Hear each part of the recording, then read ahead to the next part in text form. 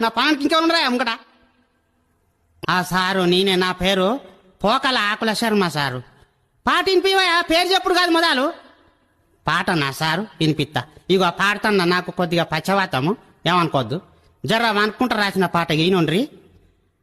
అది పెద్ద రాత్రి, దయ్యాలు తిరిగే రాత్రి, నాకు నువ్వు నీకు నేను చెప్పుకునే గలీజు ముచ్చట.